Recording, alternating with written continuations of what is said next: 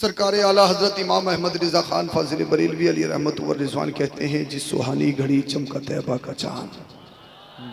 थोड़े बेदार हो जाइए। आप देखिए जितनी जल्दी काम करेंगे इतनी जल्दी मैं अपनी गुफ्तगू को समेटूंगा और ये बुलवाना ये आपके हाथों में है। जिस सुहानी घड़ी चमका तैयबा का चांद, उस दिल अफरोज़ साअत पे लाखों सलाम। सुबह तैयबा में हुई बढ़ता है बाड़ा नूर का, सदका लेने नूर का आया है तारा नूर का। और या रसूल अल्लाह तेरी नस्ल पाक बहे बच्चा बच्चा नूर का, तू है ऐने नूर तेरा सब घराना नूर का। और ए रजा ए रजा ए रजा ये अहमदे नूरी का फैज़ नूर है। ए रजा ये अहमदे नूरी का फैज़ नूर है। हो गई मेरी गज़ल बढ़कर कसीदा नूर का, हो गई मेरी गज़ल बढ़कर कसीदा नूर का। ऑपरेटर साहब इसकी बस आप यहाँ ये सीटी ना मारे, इसको ऐसा कर दीजिएगा। माइक अच्छा है आपका, अल्लाह पाक बरकतें दे, कोई परेशानी नहीं, बस सीटी ना मारे। अब आपकी समझ में तो आ रहा है ना, आवाज़ तो तेज़ नहीं हो रही है, समझ में तो आ रहा है ना आपके। यहाँ कभी मैं बोलूँ आवाज़ तेज़ हो आपके समझ में ना आए तो वो भी बेकार है। जब गौस पाक बगैर माइक के 80,000 को सुना सकते हैं तो क्या गौस पाक के गुलाम चंद लोगों को नहीं सुना सकते हैं क्या? बोलिए ज़रा सुभान अल्लाह। अब अल्लाह क्या फरमाता है उसका तर्जुमा सुनिए। मेरी कोशिश ये रहती है कि ऑन द टॉपिक गुफ्तगू की जाए। इंशाअल्लाह बहुत जल्द अपनी बात का इख्तिताम करूँगा, लेकिन गुजारिश ये है कि आप दिल के कानों से सुनेंगे इंशाअल्लाह। बोलिए इंशाअल्लाह। अल्लाह पाक कुरान करीम में इरशाद फरमाता है, लक़द मन्नल्लाहु अलल मुमिनीना इज़ बअसा फ़ीहिम रसूला। अल्लाह ने एहसान फरमाया मोमिनों पर कि उनमें अपना रसूल भेजा। अल्लाह पाक ने एहसान फरमाया कि उनमें अपना रफीक अपना हबीब भेजा। मेरी माँ ने मुझे जन्म दिया, मेरी माँ का एहसान। आपकी माओ ने आपको जन्म दिया, ये आप पर आपकी माओ का एहसान। मैंने अपने बाप के वसीले से इस दुनिया को देखा, मेरे बाप का मुझ पर एहसान। आपने अपने वालिदों के सदके इस दुनिया को देखा, आपके बापों का आप पर एहसान। लेकिन दुनिया में एक ऐसी जात है, एक ऐसा फर्द, सारी दुनिया पर उसका एहसान, उस पर किसी का एहसान नहीं। बोलो बोलिए जरा सुभान अल्लाह। हाँ, मैं देखता हूं कि याकूतगंज के लोग कितने समझदार कितने होशियार हैं और मेरी बात कितनी केच करते हैं और कितना याद करते हैं। मैं तकरीर के बाद में किसी से सुन भी सकता हूं। बोल दो जरा सुभान अल्लाह। हाँ, सारी दुनिया पर उनके पेरेंट्स का एहसान, और पेरेंट्स में भी मां का ज्यादा, क्योंकि मर्तबे की बात आए तो मां का ज्यादा। इसलिए मां बच्चे को जन्म देती है और विलादत के वक्त जो तकलीफ होती है, जो दर्द ज़ह होता है, उस एक आह का भी पूरी जिंदगी बच्चा हकदारी कर सकता। ये और बात है ना मानो, ये बात है कि माँ बापों को सीना दिखाओ आंखें दिखाओ, ये और बात है। लेकिन ये हकीकत, ये कन्फर्म, ये मुसल्लम है कि माँ बाप का तुम पर एहसान। बाप बच्चे की परवरिश करता है, इसलिए उसका बाप का उस पर एहसान के बाप के वसीले से दुनिया को देखा।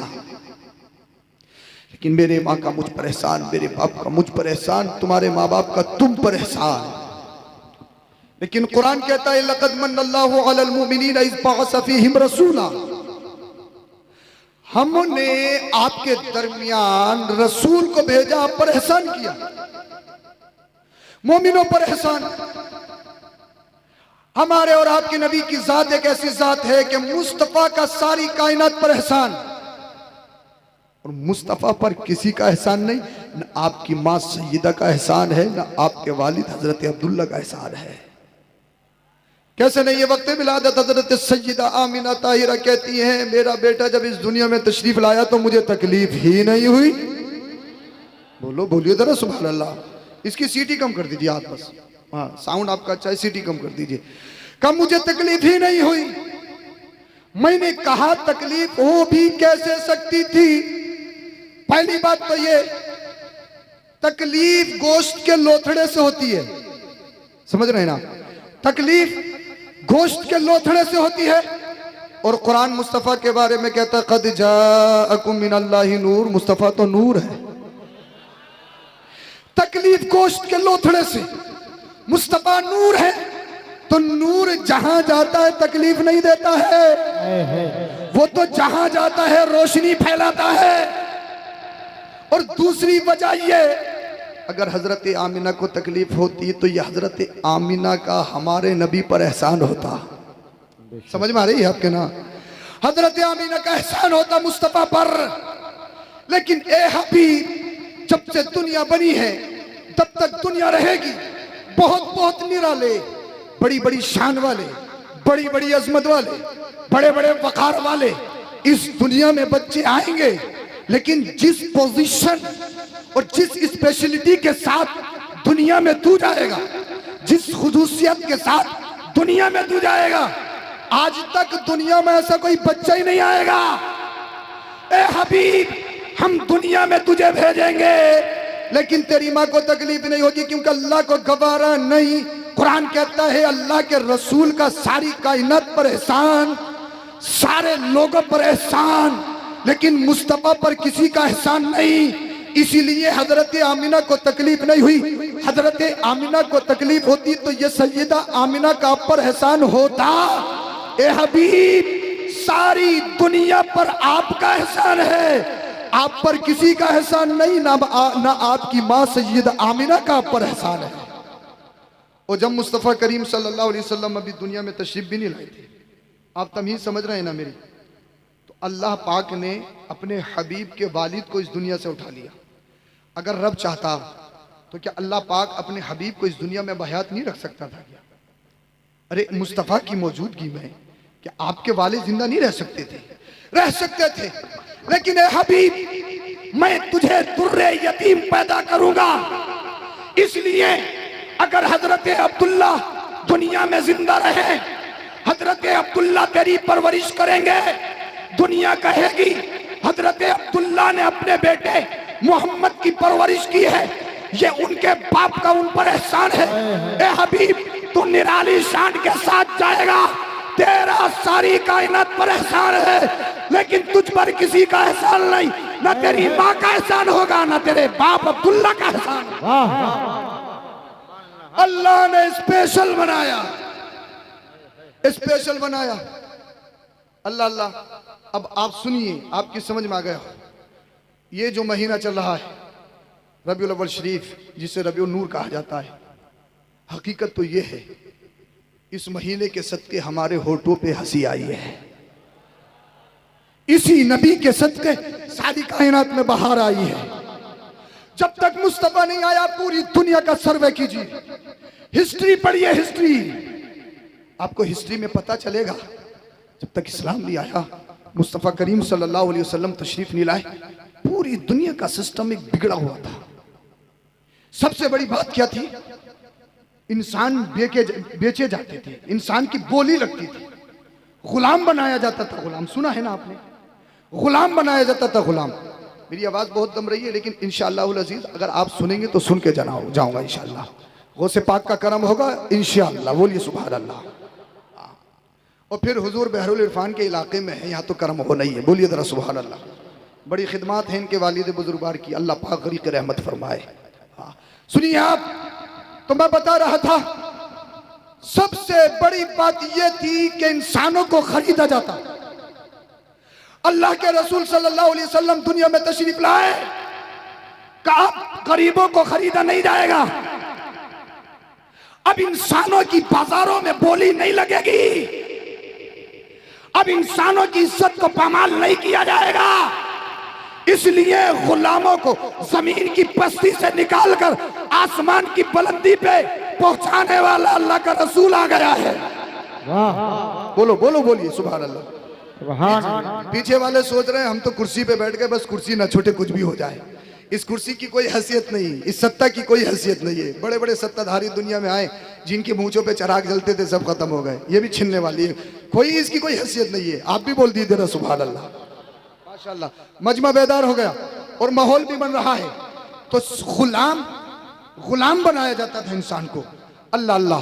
और दूसरी एक बहुत मशहूर बात जो आपने सुनी होगी, किसी के यहाँ पर अगर बेटी पैदा हो जाए ना, लोग उसको मनहूस समझते थे, उसके गले में जिल्लत और रुसवाई का तोक डाला जाता। जिसके घर में बेटी पैदा हो जाए बाप अपने घर से बाहर नहीं निकलता था। उसके जहन में ये गंदगी, ये फुतूर भरा हुआ था कि लोग मुझे मनहूस कहेंगे, लोग मुझे बुरी निगाहों से देखेंगे, कोई मेरा दामाद बनेगा, मैं किसी का ससुर बनूंगा। ये अपने आप को नंगो आर की बात समझते थे। अल्लाह अल्लाह। और हद तो ये है कि अपने हाथों से अपनी बच्चियों के लिए कब्र खोदते थे और अपनी जिंदा बच्चियों को कब्र में रखते थे। कुरान करीम ने जो मंजर कशी की है, वइज़ल मऊऊदतु सुइलत बिअय्यि ज़ंबिन क़ुतिलत। अल्लाह अल्लाह। बच्चियां रोती थी, गिड़गिड़ाती थी, ए हमारे बाप, हम पूरी जिंदगी आपसे कोई मन्नत तो समाजत नहीं करेंगे, आपसे पूरी जिंदगी कोई तोहफा नहीं मांगेंगे, लेकिन खुदा का वास्ता, अल्लाह के मुकद्दर से हम दुनिया में आए, हमें आप अपने हाथों से, अल्लाह अल्लाह, अपने हाथों से मत दबाइए। ये इंसान पत्थर दिल नहीं, पत्थर से भी ज्यादा सख्त। इसलिए पत्थर से तो पानी निकलता है, पत्थर से तो चश्मे पानी के फूटते हैं, लेकिन ये इंसान कैसे इंसान थे। अरे जानवर, उनमें अकल नहीं होती है, लेकिन एहसास होता है, जिस एहसास से वो अपने बच्चों से प्यार करते हैं। जानवरों को तुमने देखा है ना, जानवर अपने बच्चों से प्यार, अल्लाह अल्लाह। लेकिन ये दरिंदा दिल लोग अपनी बच्चियों को, अपने जिंदा बच्चियों को अपने हाथों से दबाते, कब्र खोदते और अब जिंदा रख देते थे। बच्चियां बिलबलाती थी, रोती थी, गिड़गिड़ाती थी, लेकिन ये दरिंदा दिल किसी के ना सुनते थे। किसी का शोहर मर जाता अरब के इलाके में, अरब के अंदर तो माहौल ये था, कोई बेवा हो जाती ना, उसका मकान अलग, उसके बर्तन अलग, और उसको एक जानवर पर बिठालकर उसका जुलूस निकाला जाता, उस पर बकरियों की मैंगनियां फेंकी जाती। अल्लाह अल्लाह। बकरियों की मंगनी। और अरब ही नहीं, पूरी दुनिया को पढ़िए आप, पूरी दुनिया में कहीं औरत का मकाम नहीं, कोई इज्जत नहीं, किसी पार्टी को कोई इज्जत नहीं दी जाती, औरतों को पैरों के नीचे दबाया जाता। आज जो औरतें कहती हैं, जो लड़कियां कहती हैं ना, हमारा जिस्म हमारी मर्जी, हमारा जिस्म हमारी मर्जी, मैं उनको ओपनली कहूंगा, जब तक इस्लाम नहीं आया था तुम्हारा मामला यह था, पूरी दुनिया की निगाहों में सिर्फ तुम एक वक्त की जरूरत पैर की चप्पल थी। अल्लाह अल्लाह। जब बच्चियों को दबाया जाने लगा, जब बेवाओं का जुलूस निकाला जाने लगा, जब लोगों को गुलाम बनाना जाने लगा, जब झूठ को फरोग दिया जाने लगा, जब इंसानियत मिटने लगी, जब दरिंदियत फैलने लगी, नंगा नाच नचाया जाने लगा। किसी के यहाँ पर बेटा पैदा होता तो वो फख्र करता था, मेरा एक है, मेरे पास दो है, मेरे पास पांच है, मेरे पास 7 बेटे हैं, मैं जिसे चाहूं मारूं, जिसे चाहूं गाली दूं, मेरा बैकग्राउंड बहुत मजबूत है, मेरे कांधे बड़े मजबूत हैं, मेरा कौन क्या बिगाड़ेगा। अल्लाह अल्लाह। जब पूरी दुनिया में एक तारीकी फैल गई और पूरी दुनिया में इंसानियत खत्म हो चुकी थी, ह्यूमैनिटी बिल्कुल खत्म हो चुकी थी, उस वक्त बच्चियों ने रो रो कर गिड़गिड़ा कर रब की बारगाह में दुआ की थी, अल्लाह कब तक हम दबाए जाएंगे, कब तक हमें मारा जाएगा, कब तक हमें जिंदा दबाया जाएगा। अल्लाह इसमें हमारी कौन सी खता है, तेरे मुकद्दर के बाद हम दुनिया में आते हैं, ए अल्लाह हमारा कौन सी गुनाह है, हमारा कौन सा जुर्म है। बेवाओं ने अपने दामन को फैलाकर रब की बारगाह में दुआ की थी, गिड़गिड़ाई थी, अल्लाह कब तक हमारा जुलूस निकाला जाएगा, अगर हमारा शोहर मर गया, ए अल्लाह तेरे मुकद्दर फैसले से मरा है, इसमें हमारी कौन सी खता, इसमें हमारा कौन सा जुर्म है। जब बच्चियां रोई, जब बेवाओं ने आहो बुका की, जब गुलामों ने रब की बारगाह में लो लगाई, तो अल्लाह इरशाद फरमाता है, ए बंदो अब घबराने की जरूरत नहीं है। मक्का की सरजमी पर अब्दुल्ला के घर में हजरत आमिना के शिकम से अपने हबीब को भेज रहा हूँ, मेरा हबीब आएगा, सबसे बड़ा आदिल बन के आएगा, सबसे बड़ा जज बन के आएगा, सबसे बड़ा मुंसिफ बन के आएगा, बेकसों का कस बन के आएगा, बेसहारों का सहारा बन के आएगा, बेचारों का चारा बन के आएगा। अब कहा इंसानों को खरीदा नहीं जाएगा, मेरा हबीब गुलामों को अपने सीने से लगा के बिलाल हबशी को जन्नत का सरदार बनाएगा। नारे तकबीर, नारे रिसालत, जश्न ईद मिलादुन नबी, फैज़ाने सरकारे मदीना, मसलके आला हजरत, फैज़ाने हुजूर बहरुल इरफान, फैज़ाने मुजद्दिद अल फैसानी, नारे तकबीर, नारे रिसालत। अल्लाह अल्लाह। अल्लाह के रसूल दुनिया में तशरीफ ले आए, आपने देखा अल्लाह के रसूल सल्लल्लाहु अलैहि वसल्लम ने पूरी दुनिया में इंकलाब पैदा कर दिया, पूरी दुनिया में अल्लाह अल्लाह एक इनकलाबी सूरत पैदा कर दी। अल्लाह अकबर कबीरा। अल्लाह के रसूल सल्लल्लाहु अलैहि वसल्लम के आने से पहले यतीमों को बुरा समझा जाता था, अल्लाह ने अपने हबीब को दुर्रे यतीम पैदा किया। ए हबीब, ताकि जब तू दुनिया में यतीम बनकर जाएगा तो कोई ये ना समझे कि यतीम बुरे होते हैं, और ए हबीब तुझे दुनिया में यतीम बनाकर इसलिए भेजा जा रहा है ताकि तेरे दिल में यतीमों का दर्द महसूस हो जाए, ताकि तेरे दिल में यतीमों का दर्द पैदा हो जाए। अल्लाह अल्लाह, जब अल्लाह के रसूल सल्लल्लाहु अलैहि वसल्लम इस दुनिया में तशरीफ ले आए, पूरी जिंदगी मुस्तफ़ा की आपके पेश नज़र है। अब एक हदीस पाक सुनाता हूँ, इंशाअल्लाह ईमान ताज़ा हो जाएगा। हज़रत अनस से रिवायत है, अल्लाह अल्लाह सल्लिया मोहम्मद फ़कुल्तु या रब्बी मा असअलु इत्तख़ज़्त इब्राहीम खलीला व कल्लमत मूसा तकलीमा वस्तफ़ैत नूहा व अतैत सुलैमान मुल्कन ला यंबग़ी लि अहदिन मिन बादी फ़क़ाल अल्लाहु तबारक व तआला मा ऊतीका खैरुम मिन ज़ालिक अअतैतुका अल-कौसर व जअलतुल अर्द तुहूरन लक व लिउम्मतिक व गफ़रतु लक मा तक़द्दम मिन ज़ंबिका व मा तअख़्ख़र व अंत तमशी फ़िन्नासि मग़फ़ूरन लक व अंत तमशी फ़िन्नासि मग़फ़ूरन लहु व अंत तमशी फ़िन्नासि मग़फ़ूरन लहु व लम अस्ना ज़ालिका लि अहदिन क़ब्लक व जअलतु क़ुलूब उम्मतिका मुसहफ़ूहा व ख़बअतु लक शफ़ाअतका व लम अख़बाहा लिनबिय्यि ग़ैरिक। बोलिए सुभान अल्लाह। अब जरा हदीस का मफ़हूम सुनिए, इंशाअल्लाह ईमान ताज़ा हो जाएगा। और इसी हदीस पाक पे अपनी गुफ्तगू खत्म करूंगा। बोलिए जरा सुभान अल्लाह। अल्लाह ने इरशाद फरमाया, सलिया मोहम्मद मांगिए जो मांगना है दिया जाएगा। दुनिया रब को मनाती है, दुनिया रब से मांगती है, लेकिन रब फरमाता है हबीब तू मांग, जो तू मांगेगा तुझे दिया जाएगा।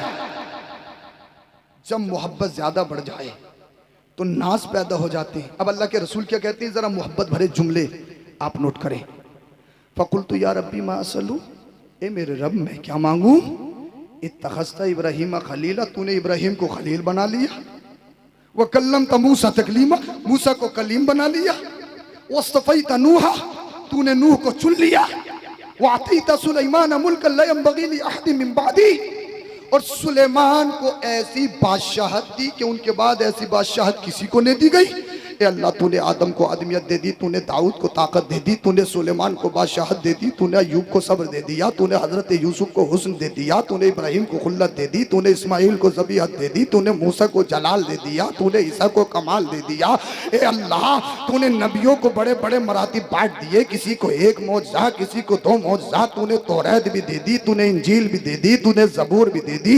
ए अल्लाह, दुनिया में कितने रसूल आए, कितने नबी आए, बड़े बड़े मर्तबों के साथ आए। ए अल्लाह, मैं क्या मांगू। बोलो जरा सुभान अल्लाह। वाह वाह वाह। मैं देखिए बड़ी मेहनत कर रहा हूं, मेरी आवाज काम नहीं दे रही है, लेकिन फिर भी बोलिए जरा सुभान अल्लाह। ए अल्लाह, मैं क्या मांगू। अब मुस्तफा ने जब रब की बारगाह में ये कहा कि मैं क्या मांगू, तो अल्लाह क्या फरमाता है वो सुनिए।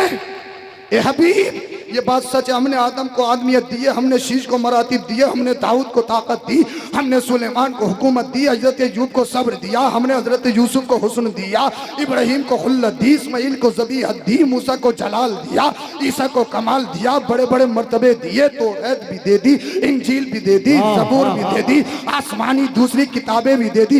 ए हबीब, मा ऊती का खैरुम मिन ज़ालिक, मगर जो तुझे दिया गया वो इन सब से बेहतर है। वाह वाह वाह वाह वाह। जो तुझे दिया गया वो इन सब से बेहतर है। अब मुस्तफा को क्या दिया गया, जरा मुस्तफा के दीवानों, जुल्लूसे मोहम्मदी में आने वालों, मचल के बोलो जरा सुभान अल्लाह। सुभान अल्लाह। किबला गालिब मियां साहब किबला तशरीफ ला चुके हैं, बोलिए जरा सुभान अल्लाह। हजरत की सरपरस्ती चल रही है, इंशाअल्लाह अब और महफिल में रूहानियत पैदा होगी। बोलिए जरा सुभान अल्लाह। सुभान अल्लाह। इन्हीं बुजुर्गों से बहारे हैं। ए अल्लाह, तूने इब्राहिम को ये दिया, मूसा को ये दिया, ईसा को ये दिया। हबीब, हाँ ये बात सही है, लेकिन माऊदी का खैरुम मिन ज़ालिक, तुझे जो दिया गया वो इन सब से बेहतर।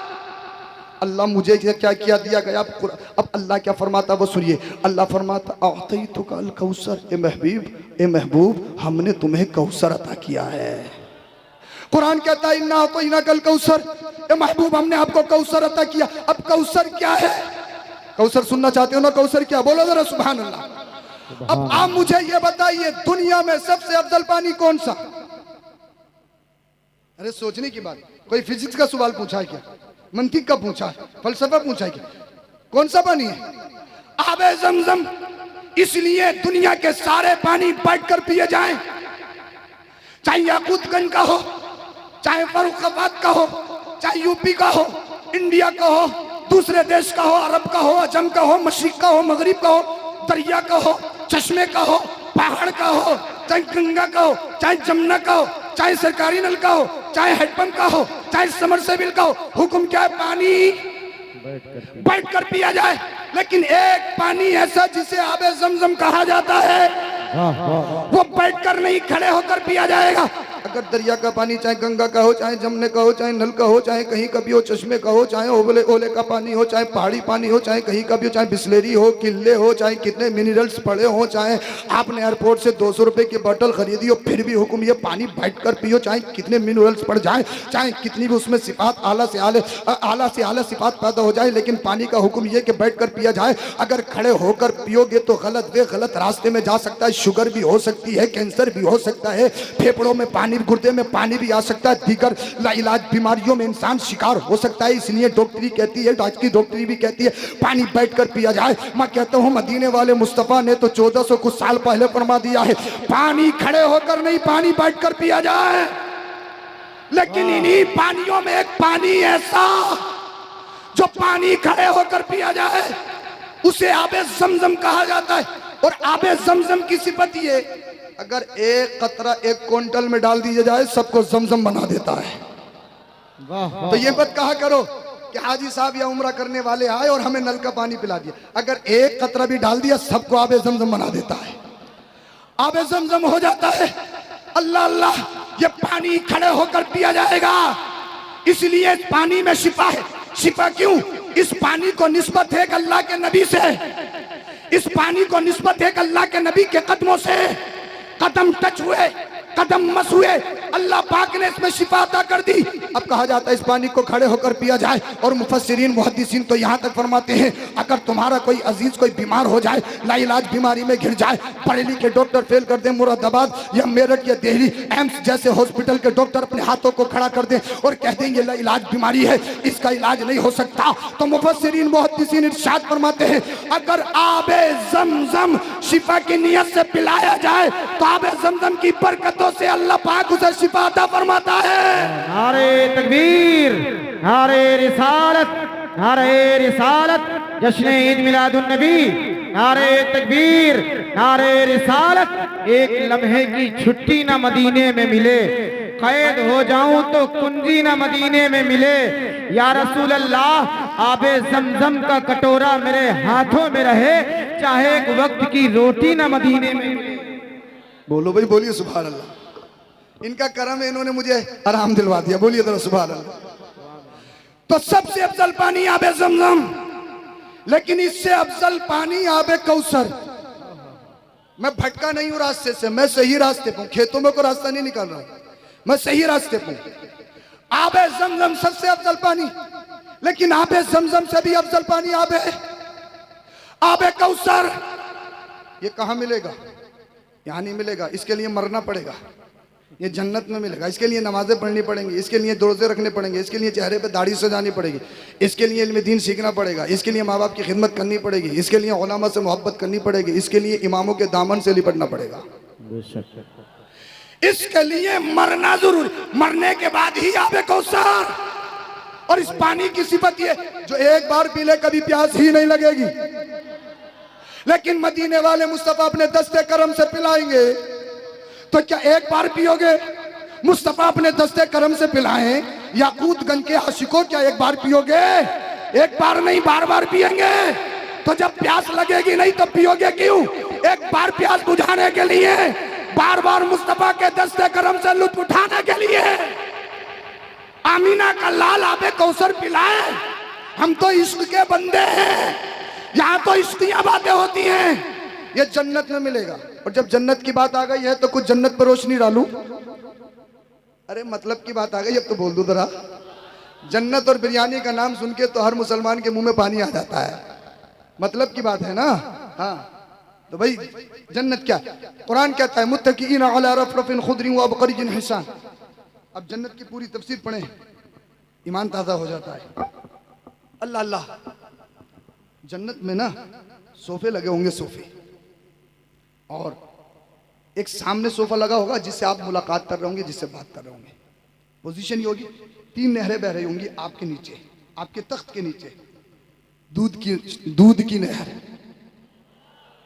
डब्बे वाला नहीं, थैली वाला नहीं, मिलावटी नहीं कि बाल्टी धोने के नाम पे, एकदम प्योर खालिस दूध।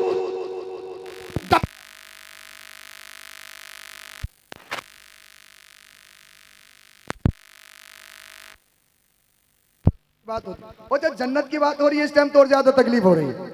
वो कुछ ना कुछ करेगा जरूर। हो सकता है लाइट भाग जाए, हो सकता है जनरेटर में तेल खत्म हो जाए, ये भी मुमकिन है, होता है। शैतान को तकलीफ होती है क्योंकि जन्नत से निकाला गया है। अल्लाह अकबर कबीरा, बिल्कुल प्योर खालिस दूध, क्योंकि वहां लोकल और नकली का तो काम ही नहीं, नकली से सावधान है जन्नत। अरे बोल दो भाई, बोल दो। अब आपने ऐसा माहौल बना दिया, मुझे बोलने पे मजबूर कर दिया। सुभान अल्लाह।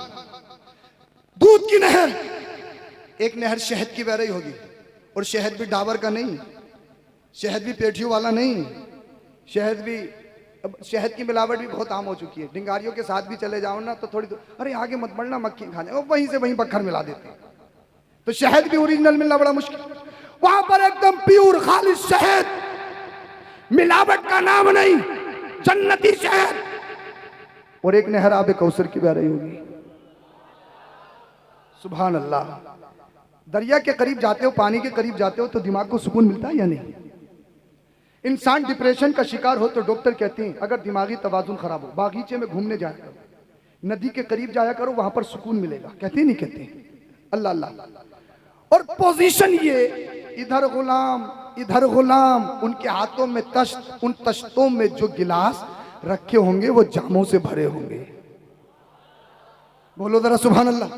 हूरे मौजूद, गिलमान मौजूद, इंसान तख्त शाही पर बैठा है, जन्नती इंसान। शान अंदाज में गुफ्तगू चल रही है। पोजीशन ये, खजूर के दरख्त भी लगे होंगे, कितने खूबसूरत दरख्त खजूर के, खजूर का बागीचा भी लगा होगा। और हदीस पाक में आता है जो एक मर्तबा सुभान अल्लाह बोलता, अल्लाह पाक उसके नाम का जन्नत में खजूर का दरख्त लगाता है। याकूतगंज में तो बहुत प्रॉपर्टी, बहुत प्लॉट इकट्ठे किए, जमीन खरीदी है, लेकिन जन्नत में खरीद के दिखाओ। याकूतगंज की प्रॉपर्टी तुम्हारे जाने के बाद तुमसे छीन ली जाएगी, कब्र में नहीं जाएगी, लेकिन जन्नत में एक बार प्रॉपर्टी बन गई तो हमेशा हमेशा के लिए। प्रॉपर्टी यहां नहीं बनानी है, प्रॉपर्टी जन्नत में बनानी है। अल्लाह अल्लाह, जरा तवज्जो रखें। पोजीशन ये, इंसान तख्ते शाही पर बैठा होगा, इधर गुलाम उधर गुलाम। एक गुलाम कह रहा हुजूर कुछ ले लीजिए, दूसरा गुलाम हुजूर कुछ नोश फरमा लीजिए। अल्लाह अल्लाह।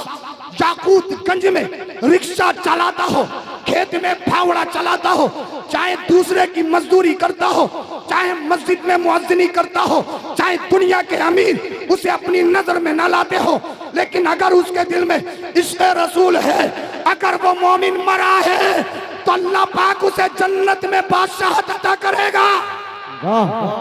ये मत समझना याकूतगंज में जिसके पास माल है, जिसके पास अमीरी है, जिसके पास दौलत है, जिसके पास प्रॉपर्टी है, जिसके पास सत्ता है, जिसके पास कुर्सी है, तो ये समझे कि जन्नत में मेरी चलेगी, जन्नत में बादशाह बनूंगा।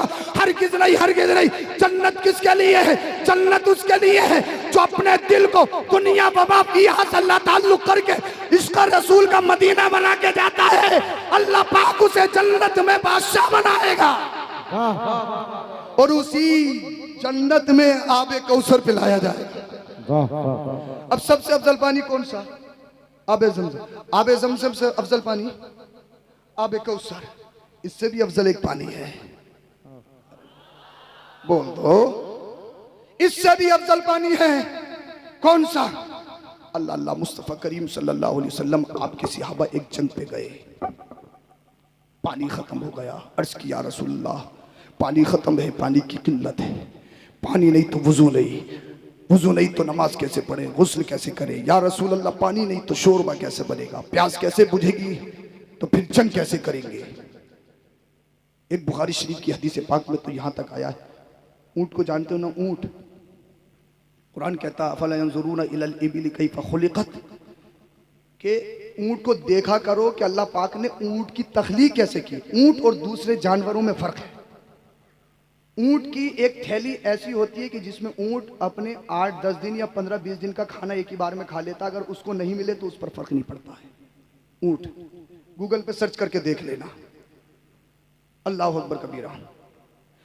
एक जंग के मौके पे पानी खत्म तो हदीस पाक में आया ऊंट ज़िबा किया गया, ऊंट की थैली से जो पानी निकला सिहाबियों ने वो पीकर अपनी प्यास बुझाई। एक खजूर के 2 टुकड़े किए जाते, आधी खजूर एक वक्त के खाने में एक सिहाबी को दी जाती। तुम्हारे पास ब्रेकफास्ट में अम्मा मुझे चाय नहीं अच्छी लगती, मुझे दूध चाहिए, मुझे ब्रेकफास्ट में मुझे अच्छी अच्छी ग़िज़ाएं चाहिए, मुझे ब्रेड चाहिए, मुझे पराठा चाहिए, मुझे मोमोज चाहिए, मुझे फुला चाहिए, मुझे फुला चाहिए, लंच में ये चाहिए, डिनर में ये चाहिए। और घर में अगर दाल वगैरह बनी हो तो रेस्टोरेंट बते रहे हैं, चिकन टिक्का है, अफगानी है, मटन है, पनीर है, ये है वो है। फिर भी इंसान अल्लाह अल्लाह हमेशा रोना, अरे ये इस्लाम ये दीन इतनी आसानी से नहीं आया। ये जो जलसे आज सज रहे हैं, इन जलसों में इतनी तादाद में आप बैठे हो और उलमा की फहरिस्त ये आसानी से नहीं। सिहाबियों ने एक एक वक्त के खाने में आधी आधी खजूर खाकर इस्लाम हम तक पहुंचाया है। बड़ी मुश्किल से इस्लाम हम तक आया है। आज बागीचा तैयार है, फल तैयार है, वो फल हमसे नहीं खाए जा रहे। अल्लाह अल्लाह पानी खत्म हो गया। अर्ज किया रसूलुल्लाह पानी नहीं है। आका ने इरशाद फरमाया जितने बर्तन हैं, जितनी मशकीज़ें हैं, उनको एक जगह इकट्ठा कर लो। बर्तन इकट्ठे किए गए, कहा इन बर्तनों का पानी, इन मशकीज़ों का पानी एक मशकीज़े में लौट लो। किसी में 1 कतरा निकला, किसी में 2 कतरे निकले, चंद कतरात जमा हुए। अल्लाह के रसूल ने अपने दस्ते करम अपने हाथों को उस मशकीज़े में डाल दिया। अब सिहाबी क्या कहते हैं, हमने इन आंखों से देखा मुस्तफा की घाइयों से पानी के चश्मे उबल पड़े, पानी के चश्मे उबल पड़े। अब वो सिहाबी कहते हैं हम हजारों की तादाद में थे, हजारों ने पी लिया, जानवरों ने पी लिया, बर्तन भर गए। सिहाबी कहते हैं अगर लाखों होते वो भी पी लेते, पानी खत्म होने पे नहीं आता। मेरा ईमान कहता है अगर सारी दुनिया के लोग जमा हो जाते और पीने पे आ जाते, सबकी प्यासें बुझ जाती, लेकिन मुस्तफा के हाथों से निकला हुआ पानी खत्म नहीं होता। इसलिए बरेली का इमाम कहता है कौन देता है देने को, मुंह चाहिए देने वाला है सच्चा हमारा नबी। जिंदाबाद जिंदाबाद। अब सुनो, सबसे अफजल पानी कौन सा? आबे ज़मज़म। उससे अफजल पानी कौन सा? आबे कौसर। लेकिन मुहद्दिसीन फरमाते हैं जो पानी मुस्तफा की उंगलियों से निकला है, ये पानी आबे ज़मज़म से भी अफजल है और ये पानी आबे कौसर से भी अफजल है। अब मेरा जुमला नोट करो, जिस पानी को निस्बत मुस्तफा से हो जाए उस पानी का जवाब नहीं, तो फिर ज़ाते मुस्तफा का क्या जवाब हो? सुभान अल्लाह बोलिए। जिंदाबाद। अल्लाह अकबर। मरहबा मरहबा मरहबा। जिंदाबाद जिंदाबाद। इन्होंने मेरे दिल की आवाज सुन ली और अल्लाह करे मेरे नाना रसूलुल्लाह इनकी आवाज सुन लें। बोलिए जरा सुभान अल्लाह। अल्लाह के रसूल हम सबों को अपने दरबार में बुला लें, इश्क के बंदे हैं। अब एक बात मैं आपको बताना चाहता हूँ, आबे ज़मज़म कहाँ से निकला था? जब आबे ज़मज़म की बात आई गई है, पानी की बात आ गई है, और आला हजरत ने जब पानी की किस्में करने पे आए ना, इतनी किस्में की पानी को पानी कर दिया। इतने बड़े डॉक्टर, इतने बड़े साइंटिस्ट थे आला हजरत, पानी का पानी कर दिया, इतनी किस्में कर दी, पानी ये होता, पानी वो होता है। अल्लाह अकबर। जब पानी की बात आ गई तो आबे ज़मज़म को निस्बत एक अल्लाह के नबी के कदमों से। अगर अल्लाह के नबी चाहते, जैसे सिहाबियों ने पानी मांगा था, अपनी एड़ी को जमीन पर रगड़ते तो क्या पानी के चश्मे नहीं उबलते? क्या निकलते या नहीं निकलते? कहा हबीब ये काम तो किसी और ने करके दिखाया है। जब सिहाबियों ने, तेरे दीवानों ने तुझसे पानी मांगा है और तू सारे नबी को का सरदार है, तो पानी जमीन पे एड़ी रगड़ के नहीं निकालेगा। अगर जमीन से एड़ी रगड़ के पानी निकाला होता कोई भी कह सकता था इसमें क्या बड़ी बात है, इसमें क्या फजीलत की बात है, ये तो काम एक अल्लाह के नबी ने और करके दिखाया है। मूसा अलैहिस्सलाम का नाम सुना है? मूसा अलैहिस्सलाम जिनके मुकाबले में फिरौन था। फिरौन बड़ा अकड़ता था, अना रब्बुकुमुल आला कहता था अपने आप को, अना मैं तुम्हारा सबसे बड़ा रब हूं। बड़ी अकड़ थी उसमें। मिस्र में काहिरा में म्यूजियम में आज भी उसकी लाशा रखा है। मैं जब काहिरा गया तो मैं भी उसको देखने के लिए गया और मेरी नियत यही थी मैं आज उसकी अकड़ देख के आऊंगा, ये अकड़ आया है कहां। इसकी अकड़ हमने बहुत सुनी। उसका अपनी इंडियन करेंसी के मुताबिक 2000 किराया होता है उस म्यूजियम का, लेकिन जो स्टूडेंट वीजा पे होते हैं उनका आधा लगता है। तो हमने फिरौन को देखने के लिए 1000 रुपया उठाया उसकी अकड़ को देखने के लिए। जब मैं गया मैंने फिरौन को देखा, मुझे हंसी आ गई। मैं कहने लगा फिरौन तेरी अकड़ कहां गई, कहां गई तेरी कुर्सी, कहां गई तेरी हुकूमत। कहता था ना रब्बुकुमुल आला, मैं तुम्हारा सबसे बड़ा रब हूं, मैं तुम्हारा सबसे बड़ा रब हूं। मैंने कहा देख तो सही, आज तो अपने जिस्म से मक्की भी नहीं हटा सकता। तू खत्म, तेरा मिशन खत्म, तेरी सत्ता खत्म। अल्लाह पाक ने मूसा को हमेशा के लिए जिंदा रखा है। तो जो अकड़ता है अल्लाह उसे जरूर पकड़ता है। कभी अकड़ना मत, कभी अकड़ना मत। अब मूसा अलैहिस्सलाम का एक मौजज़ा था। मूसा अलैहिस्सलाम के पास एक छड़ी रहती थी, डंडा। मैं तुम्हें क्लास पढ़ा रहा हूं, बातें हो रही हैं। डंडा था, डंडा।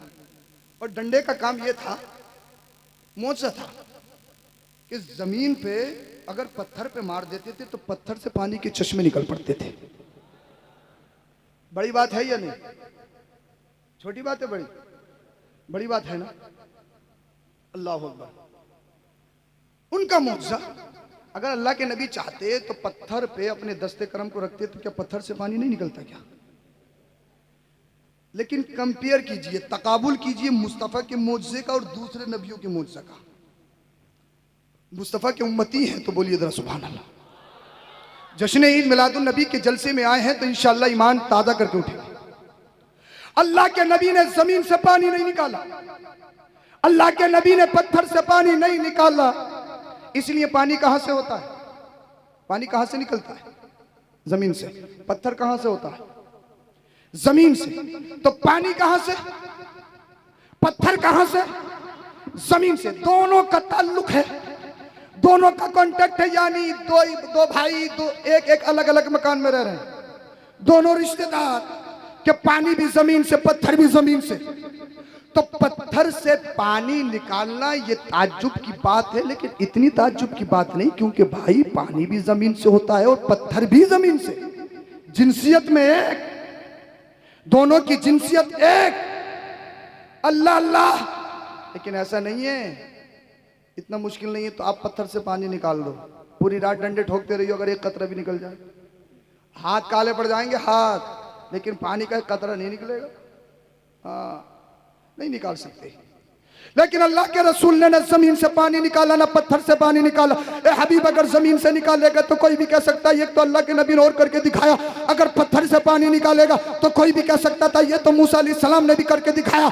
इसमें आपकी स्पेशलिटी कहां गई? इसमें आपकी खासियत कहां गई? इसमें आपकी सरदारी कहां गई? ए हबीब, जब तेरे गुलाम तुझसे पानी मांगेंगे न जमीन से पानी निकालेगा न पत्थर से पानी निकालेगा। ए हबीब, तू हड्डियों से पानी निकाल के दिखाएगा, और हड्डियों से पानी ना आज तक कोई निकाल पाया है और न सुबह कयामत तक निकाल पाया। वाह वाह वाह। इसलिए सबकी शान अपनी जगह है, लेकिन ए हबीब, जिस शान के साथ तू जा रहा है सारे अच्छों में अच्छा समझिए जिसे है, उस अच्छे से अच्छा हमारा नबी। वाह वाह वाह। जिंदाबाद। नारे तकबीर, नारे रिसालत, नारे रिसालत, अज़मते मुस्तफ़ा, नारे तकबीर, नारे रिसालत। किसी ने भीगे हुए बालों से झटका पानी, झूम के आई घटा टूट के बरसा पानी। देख ले ये मौजज़ा सरकारे दो आलम का, मेरे सरकार की उंगली से निकला पानी। अल्लाह अल्लाह। मुस्तफ़ा स्पेशल है सारी कायनात में। लेकिन याद रखो, इस इस्लाम को इतना आसान मत समझो। फजर गायब, जोहर गायब, असर गायब, मगरिब गायब, इशा गायब। बस हजरत यही काम खराब है, जुमे में नमाज की तकरीर नहीं होनी चाहिए। ढोल के खिलाफ तकरीर नहीं होनी चाहिए, डीजे के खिलाफ तकरीर नहीं होनी चाहिए, वरना हिसाब भी हो सकता है। क्या जुल्लूस मोहम्मद यही समझते हो कि हरी पट्टियां बांध ली और डीजो पे नाच लिए का जुल्लूस मोहम्मदी का जुल्लूस निकल गया? हजरत जब तक डीजे नहीं होता ना मजे नहीं आता, मजा इंजॉय नहीं होता, इंजॉय। जिस दिन इस्राइल अलैहिस्सलाम आ गए सारा इंजॉय खत्म कर देंगे, जिस दिन मलकुल मौत आ गए सारा इंजॉय खत्म हो जाएगा। अरे हमारा इस्लाम किसी डीजे का मोहताज नहीं है, इस्लाम की प्योरिटी है, इस्लाम की खासियत है। इस्लाम जहां जाता है एक खास पहलू पे नजर आता है। बेशक हक है। जब दुनिया में सिर्फ 6 मुसलमान थे, कितने? 6। बहुत जल्दी बात खत्म करूंगा। कितने मुसलमान थे दुनिया में? 6। उस वक्त इस्लाम कबूल करना बड़ा मुश्किल था। अपनी जमीन, अपनी प्रॉपर्टी, अपनी जान को दांव पे लगाना था। उस वक्त इस्लाम कबूल करना ऐसा था जैसे शहादत गाह में अपना कदम रख देना।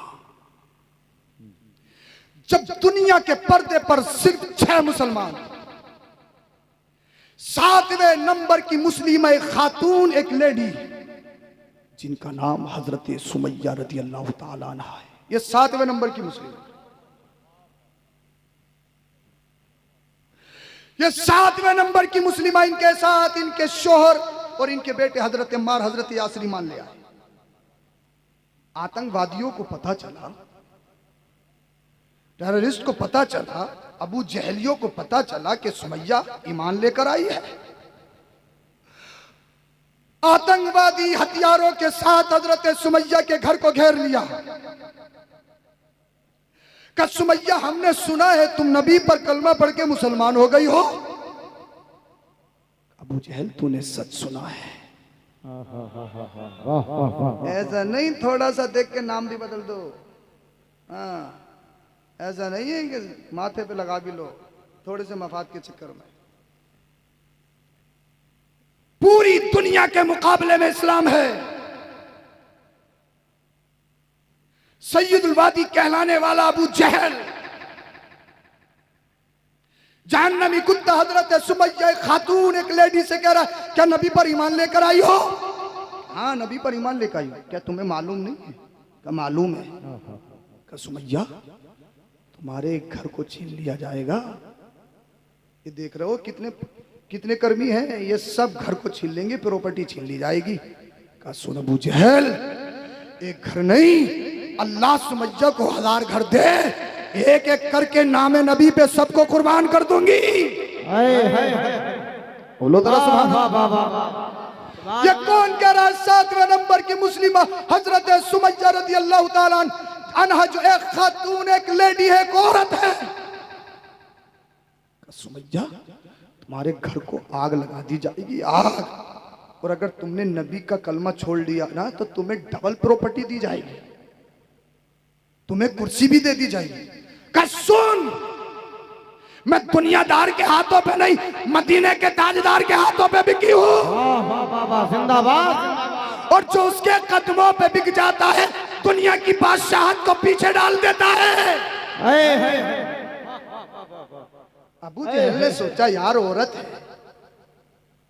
उनकी आंखों के सामने उनके शोहर को और उनके बेटे को कैदी बना लिया गया, उनके हाथ पैरों में जंजीरें डाल दी गई और हजरत सुमैया को कैदी बना के उनकी आंखों के सामने उनके घर को आग लगा दी गई और कैदी बनाकर अबू जहल अपने कैद खाने में ले गया। हजरत अम्मार, हजरत यासिर के हाथ पैरों में जंजीरें और उन जंजीरों को माज़अल्लाह रब्बिल आलमीन पागल बच्चों के हाथों में दे दिया गया। अब पागल बच्चे हजरत अम्मार, हजरत यासिर को कभी किसी नाली में लेके जाते, कभी किसी जमीन पे खचेड़ते हुए कैद खाने में लेके जाते। उनको हाँकने के लिए कचूके लगाए जाते, जिस तरीके से जानवर को हाँकने के लिए कचूके लगाते हो ना, हजरत सुमैया, हजरत यासिर, हजरत अम्मार को हाँकने के लिए कचूके लगाए गए। अल्लाह अकबर। हजरत सुमैया के बालों को पकड़कर जमीन पर घसीटा गया। जो 7वें नंबर की मुस्लिमा है, मैं अपनी माँ बहनों से भी गुजारिश करूंगा, जरा दिल के कानों से सुनो।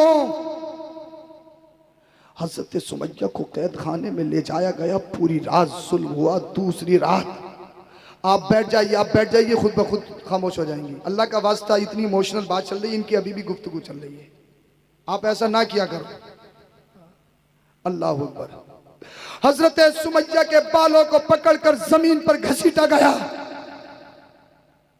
हद तो यह है, हजरत सुमैया रज़ी अल्लाह ताला अन्हा को जमीन पर घसीटा जाता। कोई औरत उन पर पत्थरों की बारिश करती, कोई कुछ मारता, कोई गंदगी फेंकता, और सुमैया से कहते कि नबी का दामन छोड़, नबी का कलमा छोड़। हजरत सुमैया मुस्कुरा कर कहती, इस जिस्म से जान जा सकती है, लेकिन नबी का दिया हुआ ईमान नहीं जा सकता है। अल्लाह अल्लाह। जब सारे रास्ते बंद हो गए, अबू जहल और अबू जहली आतंकवादी हजरत सुमैया को एक तपते हुए रेत पर ले गए। तपते हुए रेत पर ले जाने के बाद उस तपते हुए रेत पर लिटा दिया, और हद तो यह है कि आग में गुलमेखों को गर्म करके उनके नरमो नाजुक रेशम जैसे जिस्म पर वो गुलमेखें गादी गई। आपके सीने पर आग के अंगारे रखे गए। दुनिया कहती है औरत इमोशनल होती है, दुनिया कहती है औरत जज्बाती होती है, दुनिया कहती है औरत मर्द के मुकाबले में कमजोर होती है, औरत पैसों के चक्कर में अपने ईमान का सौदा, अपने अकीदे का सौदा, अपने जिस्म का सौदा कर देती है। दुनिया कहती है औरत इमोशनल होती है। मैं कह सकता हूँ हाँ तुम्हारी बात मान लूंगा, लेकिन हर एक के बारे में नहीं। जो औरत, जो लड़की यूनिवर्सिटी या कॉलेज में पढ़ी हो, जिसने दुनियावी कल्चर को अपना आइडियल बनाया हो सकता है वो लड़की अपने ईमान का सौदा कर दे, अपनी माँ बाप की इज्जत को खाक में मिला दे, हो सकता है वो अपने मजहब का सौदा कर दे, हो सकता है अपने जिस्म का सौदा कर दे, लेकिन जिसने नबी की सीरत को पढ़ा हो, जिसने कुरान को पढ़ा हो, जिसने हदीस को पढ़ा हो, जब वो चलती है तो उसके चलने में शेरनी जैसा वक़ार होता है। जब उसका सर उठता है तो उसके उठने में अजमत नजर आती है। उसकी नजरें झुकी होती है, और उसकी तरफ अगर कोई बदनजरी करना चाहता है, उसकी हैबत से, उसके खौफ से बदनजरी करने वालों की निगाहें खुद ब खुद झुकती हुई नजर आती है।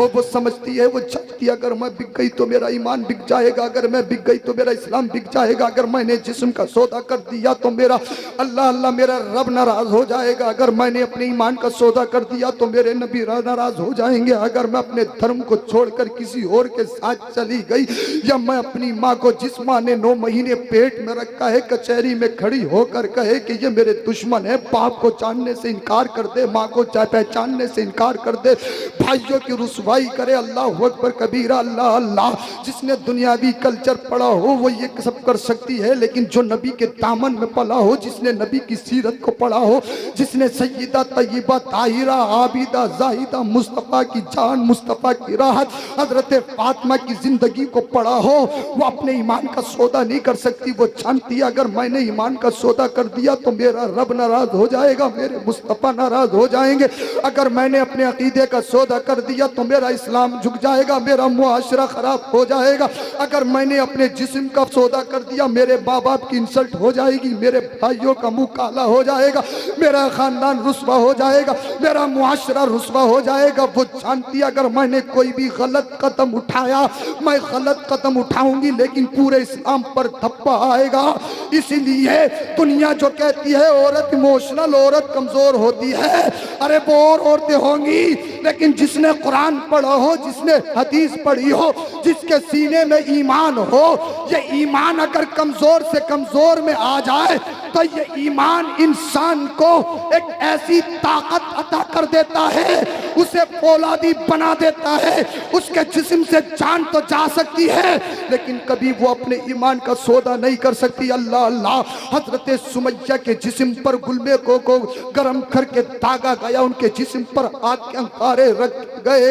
एक दिन का मामला नहीं, हर दिन यही तकलीफ दी जाती। अबू जहली कहने लगे यार हमने सुना था औरत इमोशनल होती है, औरत कमजोर होती है, लेकिन ये कैसी औरत है, हमने हर तरह का जुल्म कर लिया, हमने पैसों का लालच दे दिया, हमने हुकूमत का लालच दे दिया, हमने जान का लालच दे दिया, लेकिन ये कैसी औरत है, ये कैसी नबी की दीवानी है। अल्लाह अल्लाह इसके जिस्म पर आग के अंगारे रखे जा रहे हैं और उसी दरमियान अल्लाह के रसूल का गुजर होता है। जैसे ही मुस्तफ़ा को हजरत सुमैया ने देखा, हजरत सुमैया तड़प कर मुस्कुराते हुए कहने लगी, ला इलाहा इल्लल्लाह मुहम्मदुर रसूलुल्लाह। अबू जहल ने कहा, सुमैया तुम्हारे सीने पे आग के अंगारे रखे हैं, तुम्हारे जिस्म पर गुलमेकों को काटा जा रहा है, तुम्हें अभी भी नबी की याद आ रही है, अभी भी कलमा पढ़ रही हो, क्या तुम्हें तकलीफ नहीं होती? तो सुमैया ने कहा था, जो आला हजरत कहते हैं, आला हजरत कहते हैं अल्लाह अल्लाह। सुमैया ने कहा था, अबू जहल सुन ले, अबू जहल कान खोल के सुन, इस दिल में मुस्तफा का इश्क बस गया है। जैसे जैसे तू मुझे अजियतें देता, जैसे जैसे मुझे तकलीफ देता है, मेरा ईमान बढ़ता चला जाता है। ए इश्क तेरे सदके जलने से छुटे सस्ते, वो आग लगाई है जो आग बुझा देगी।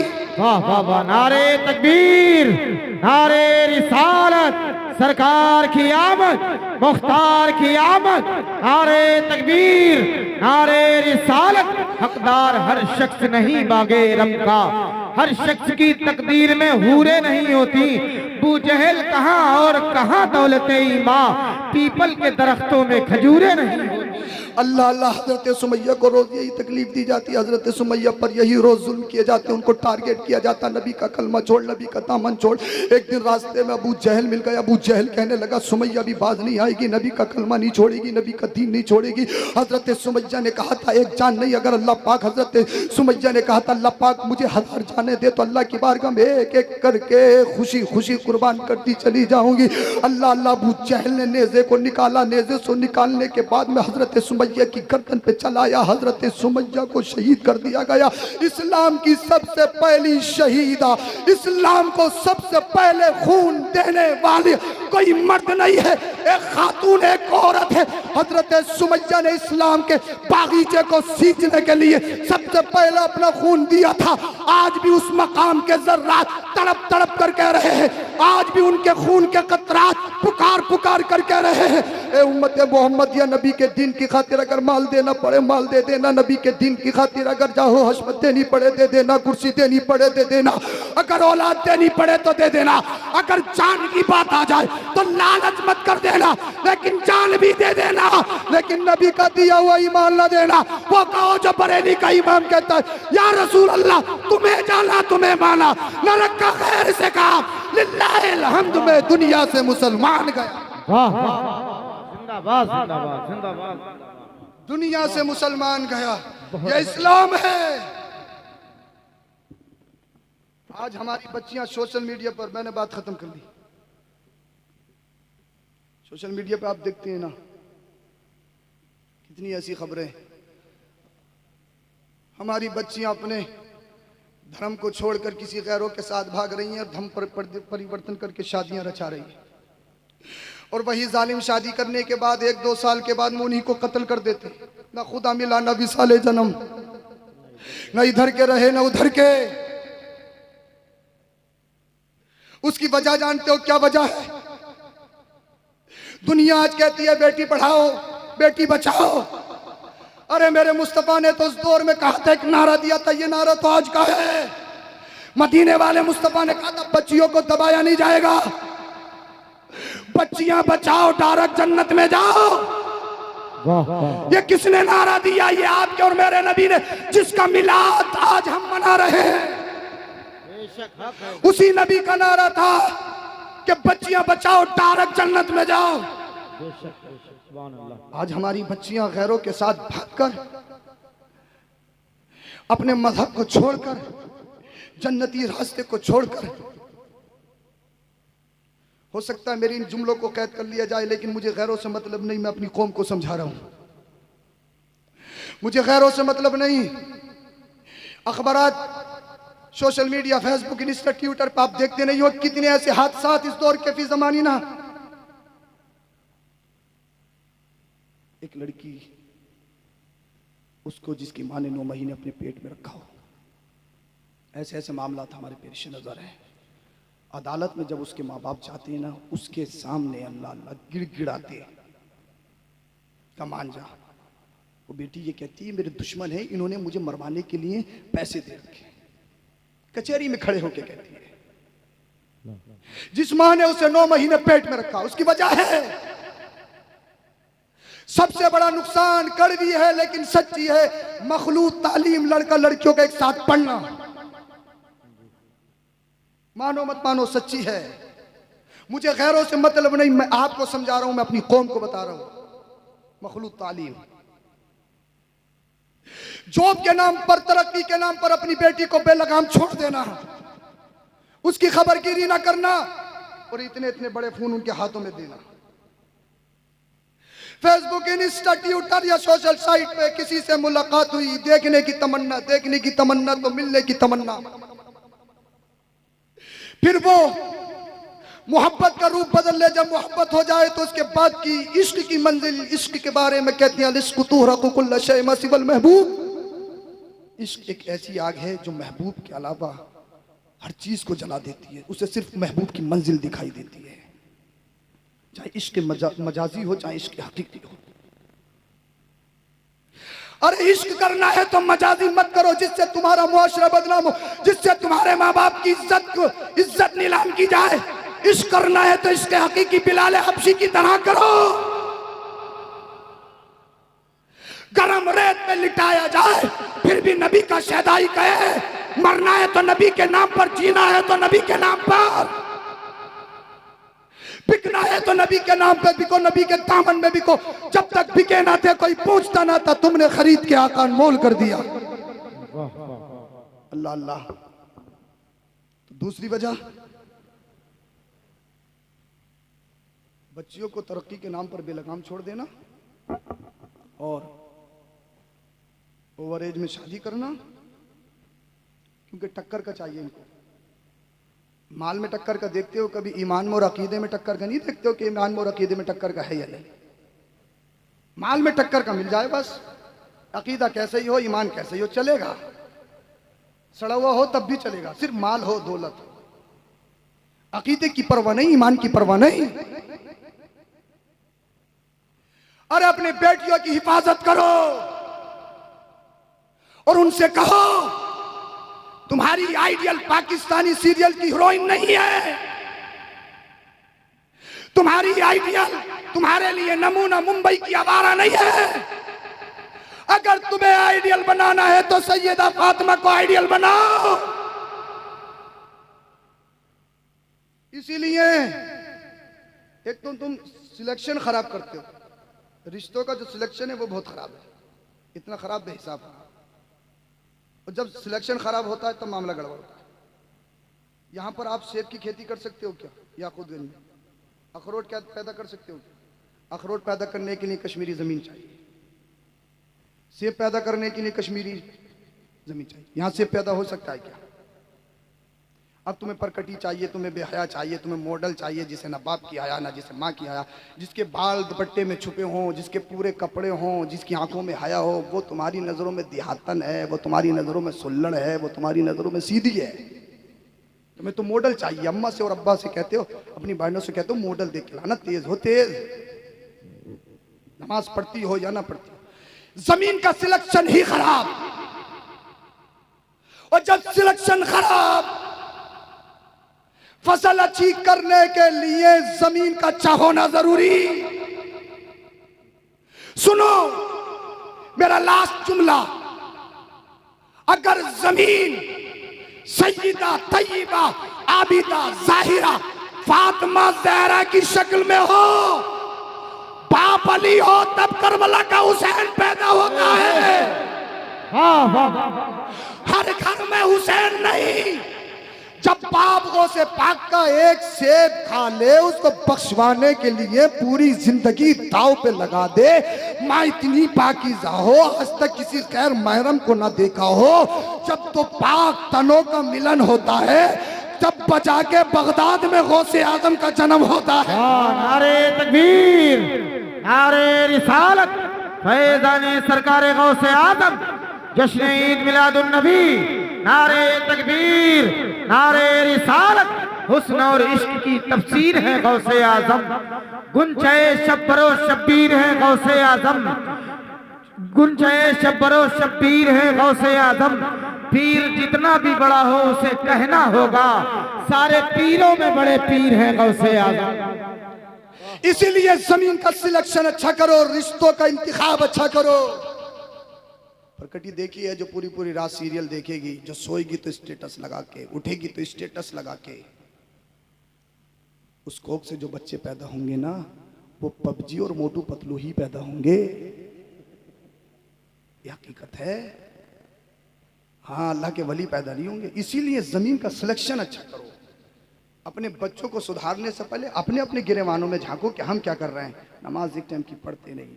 हम आएंगे तो नारे तकबीर, नारे रिसालत, फूलों के हार, हाथ भी चूमेंगे, पैर भी चूमेंगे। पीर साहब है, सैयद साहब है, आलिम साहब, अच्छी बात है, इनसे मोहब्बत करो। 22 अजर, 22 सवाब। लेकिन याद रखो, हरम में मर जाओ, तहज्जुद में तुम तोड़ दो, अगर माँ बाप नाराज है ना मेरा हाथ चूमना कुआ काबिल कबूल, ना हजरत के पैरों में पड़ना काबिल कबूल।